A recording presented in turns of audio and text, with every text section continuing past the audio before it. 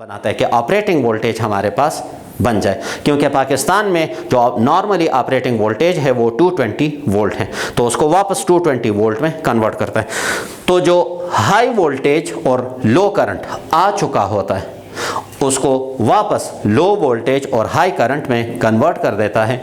तो जो ये गली मोहल्लों में स्ट्रीट्स में जो आपको ट्रांसफार्मर नज़र आते हैं ये स्टेप डाउन ट्रांसफार्मर होते हैं, और इसको ये क्या करता है, जो बिजली हमारे गली मोहल्ले में आ चुकी होती है उसको एक नॉर्मल ऑपरेटिंग बिजली में कन्वर्ट करने के लिए हम स्टेप डाउन ट्रांसफार्मर इस्तेमाल करते हैं।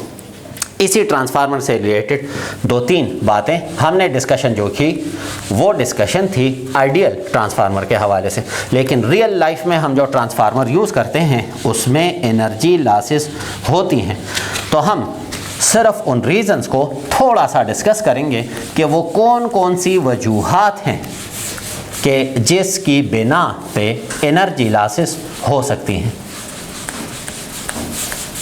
तो सिर्फ हम उन कॉजेज़ को जस्ट उनका नाम लिखेंगे और एक एक दो दो लाइन उसके हवाले से अगर हम लिख सकें तो लिखेंगे।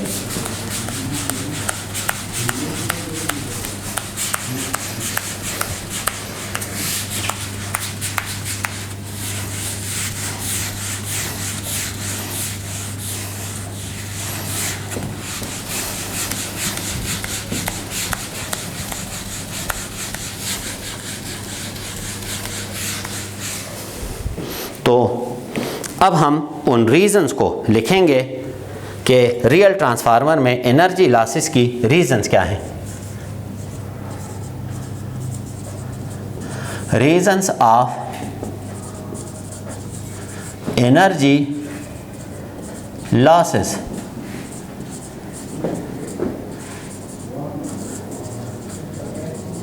इन a transformer.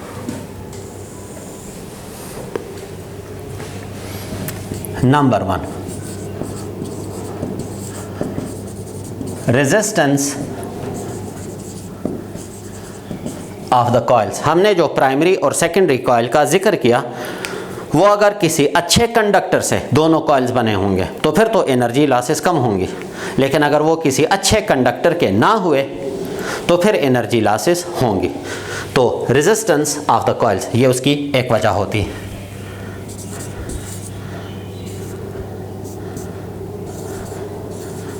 Aedes current, reduced syllabus की वजह से एडीज करंट की डिस्कशन हम इस चैप्टर में ना कर सके, क्योंकि रिड्यूस्ड सिलेबस में एडीज करंट को स्किप कर दिया गया है, ओमिट कर दिया गया है ये टॉपिक। तो एडीज करंट भी एनर्जी लॉसेस का एक वो है। एडीज करंट की वजह से एनर्जी लॉसेस हीट की शक्ल में होती हैं। एडीज करंट की वजह से एनर्जी लॉसेस हीट की शक्ल में। तो इस वक्त आपके लिए बस इतना ही जानना वो काफ़ी है। और तीसरी जो एक बड़ी वजह है वो है magnetic hysteresis.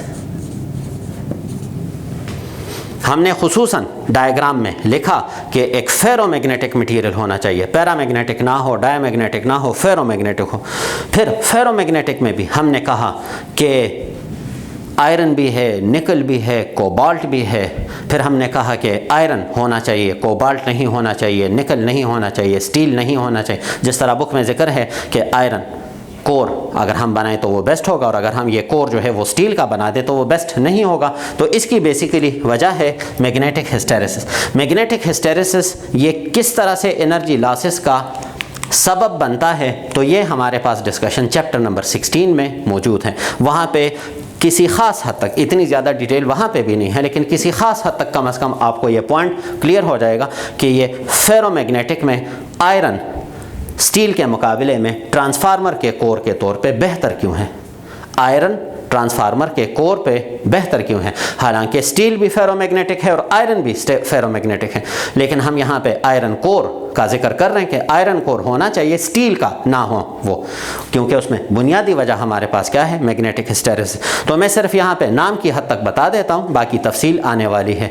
Steel hard magnetic material है और आयरन जो है वो सॉफ्ट मैग्नेटिक मटीरियल है, वो मैग्नेटाइज और डीमैग्नेटाइज आसानी से हो जाता है, इसलिए एनर्जी लॉसेस मिनिमाइज होती है। तो मैग्नेटिक हिस्टैरिसीस ये उसकी एक वजह है, एडीज करंट ये उसकी एक वजह है, और हमारे पास जो रेजिस्टेंस ऑफ द कॉइल है, ये हमारे पास रियल लाइफ ट्रांसफार्मर्स जो हैं उसमें अगर एनर्जी लॉसेस होती हैं तो इन वजूहात की बिना पे होती हैं, और इसको हम बाकायदा जो है कंस्ट्रक्शन के वक्त इन बातों का ख्याल रखते हैं कि जो प्राइमरी और सेकेंडरी कॉइल्स हों तो अच्छे कंडक्टर के हों, एडी करंट का इफ़ेक्ट किस तरह से मिनिमाइज़ करते हैं वो टेक्निक हम इसमें अप्लाई करते हैं, और हम इस तरह का मैग्नेटिक मटीरियल यूज़ करते हैं कि जिसमें एनर्जी लॉसेस जो हैं वो कम से कम हों।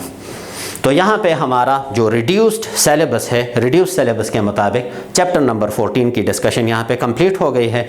अब हम एक्सरसाइज में भी सिर्फ उन्हीं क्वेश्चंस को, MCQs, शॉर्ट क्वेश्चन या जितने भी हमारे पास हैं, न्यूमेरिकल्स हैं, कॉन्सेप्चुअल क्वेश्चंस हैं, उन क्वेश्चंस को हम डिस्कस करेंगे जो इन टॉपिक से मुतालिक हैं। रिड्यूस सिलेबस में हमने जो डिस्कस किया, इन टॉपिक से मुतालिक जो क्वेश्चंस हैं उनका जिक्र करेंगे।